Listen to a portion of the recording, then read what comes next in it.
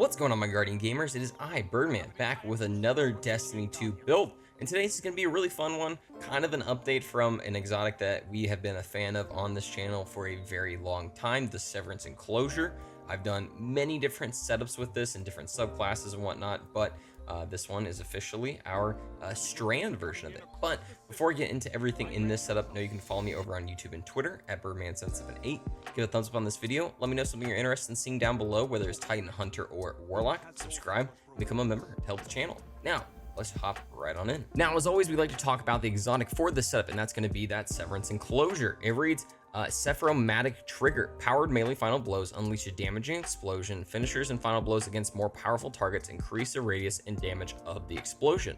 Now, that's really weirdly worded, just purely off the fact that it initially just says powered melee final blows unleash that explosion, but for those finishers, it's not just against powerful enemies, it's against any enemy, period. So even the weakest of dregs, you can go up to it, finish it, and it will release that explosion. But the explosion is definitely bigger whenever it is a larger target, yellow bars and higher and stuff like that. But do note that there is actually like a second effect that I don't know why they don't have this. This is from whenever they updated it most recently, and that's the fact that whenever that trigger of an explosion happens, that explosion kills a target, it will create a secondary explosion off of that other target. Now, this isn't something that's gonna be like a domino effect. You know, if it kills target number one, if I kill target number one and it kills target number two, target number two's explosion isn't gonna create a third explosion on somebody else. It's just like a 1-2 kind of spread, but at the same time, it is still really useful. When it comes to the subclass and everything you're gonna be wanting to use for this, definitely that Blade Fury. It's one of my favorite supers in the entire game, and you get it back really fast from the setup that we were using with this. Definitely have fun, click it as much as you really want. When it comes to abilities, everything's pretty cut and clear, but I'm gonna talk about the grenade real fast, and I say use the grapple grenade. Biggest reason for that is the fact that you get a technical melee whenever you are done grappling. You get that little shoulder charge thing, and that will actually trigger that Severance Enclosure as well. That secondary explosion is really nice for the fact that essentially you're able to get multiple different ways of activating the Severance Enclosure from this setup. So it doesn't just have to be your Frenzy Blade here, it can be this, and also one of the aspects we're going to be talking about here in a second. Now let's talk about those aspects, and the first one's going to be Fletch Storm. This is going to be that one that will also activate the Severance Enclosure. It reads, while sliding, activate your charged melee ability to leap into the air, knocking nearby targets away and dealing damage. While airborne, activate your charged melee again to launch a cluster of damaging unraveling projectiles. Repeatedly activating melee will chain additional throws. Now, so this is kind of like a twofer in a way. First off, that slide itself, if that is able to kill a target, which is a little bit harder, it's not doing all that much damage, but if it does, that slide effect alone will also activate the Severance Enclosure. So that's a really just kind of interesting one. One you'll probably see a whole lot less versus the second part of this, being that whenever you're in the air, you're doing those projectiles. If those hit a target, that will create an explosion, and it's repeated one after the other. You're able to really take advantage of that, and also the fact that it will unravel, essentially giving unraveling rounds to any strand weapons you're using, so you're able to take on barrier champions. Now, the weapon we're going to be using mainly for this setup isn't that, but obviously you can change it around depending on how you feel. And the second one's the most obvious one, Banner Reward. Defeat a target with a melee attack, finisher, or sword to raise a banner reward that pulses with energy, periodically healing nearby allies, increases melee and sword damage.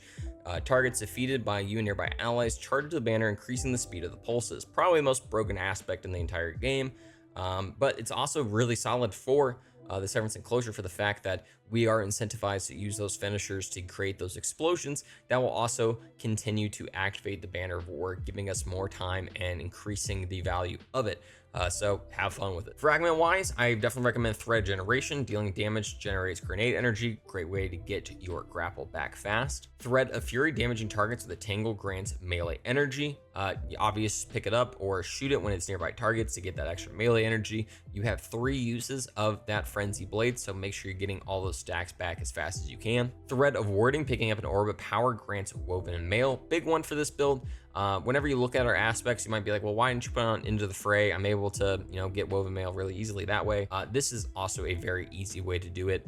just for the fact that, again, you're not having to waste that aspect just to get that. You have the ability to get it here. And then this one's kind of up in the air. I recommend this. This is just depending on how you feel.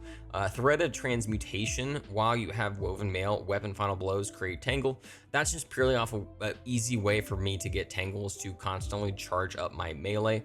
Do note that you can put on instead something like Threaded Continuity so that you get that extra longer effect of unravel on targets. Now we're talking about weapons that are going to be really solid for this setup. First off, the Monte Carlo. Obviously, it's a kind of a melee focused build. This is a melee focused weapon. The Monte Carlo method reads, dealing damage with this weapon reduces your melee cooldown and grants a chance to fully charge your melee ability with each kill. You know, definitely a great way to get that back so you're able to create that Flood Storm and just get more powered melee attacks around.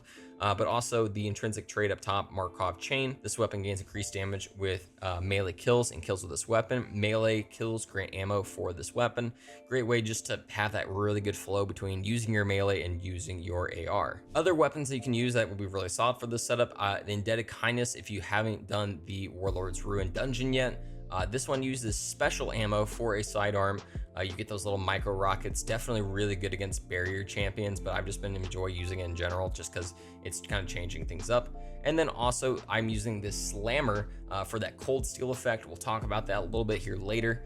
But again, with a build where we're kind of, you know, Banner Wars, like use a sword, this is a great sword to use. Now, when it comes to all the mods you're gonna be wanting to use for this setup for your armor, first up on the helmet, a kinetic siphon's great for using with the Monte Carlo. I've always had it on. It's just also a great one just to kind of have in general.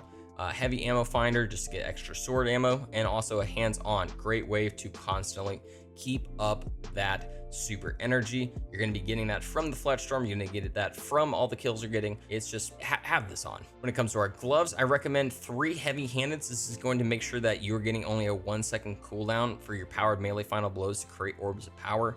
Whenever they did that big old change, it was definitely pretty depressing, but whatever, we're making do with it. This is a great one to use. On our chest piece, I just have a multitude of different resistance mods just to, you know, kind of avoid anything that's coming my way. On my legs, a recuperation, so I get some extra health whenever I pick up an orb of power.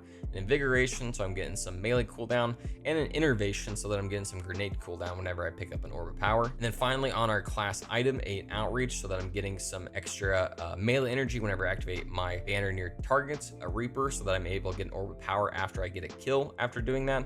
And then I did a 1-2 finisher just so that I'm able to restore some melee energy whenever I do use my finisher against the target. I'll rack up a couple different armor charges, and this will just give me some energy back for myself, just so that, you know, I'm able to keep up those multiple stacks of Frenzy Blade. Now, when it comes to the artifact, there's not really anything with this setup that I'm currently using that the artifact is really benefiting outside of something maybe like From Whence You Came for extra damage against taken scoring combatants, Wish into Being, so that while your super is nearly fully charged, ability final blows spawn orbs of power, or also the solo operative.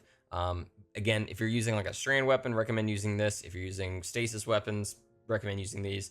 But at least for this setup, it really doesn't have any value. Now, we always like to talk about how these setups are going to be useful for like end game activities and champions and stuff. First up on our barrier, that sidearm I'm using is a great one to use, but unraveling weapon rounds for Strand. So if you're using a Strand weapon in your top spot, you're able to use this. When it comes to unstoppable champions, I recommend probably using your super at that point, just purely off the fact you're able to suspend them in the air to stun them. But also I'm using the Slammer, and that cold steel ability that's on it reads powered sword hits slow targets. We're able to freeze and then shatter them, essentially creating that effect. So it's also good against overload, which we're about to talk about here.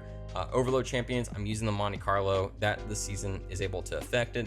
But again, I'm using the Slammer. If I use that cold steel ability, I'm able to slow and freeze them. Thanks so much for watching this video. Hope you guys really enjoyed it. Again, I'm gonna be trying to get some more setups until Final Shape comes out. Obviously, we just learned about all the prismatic stuff, so I'm ideally gonna do like a little like preview video for that coming up here soon for Titan, just to see what are some setups I'm interested in trying out.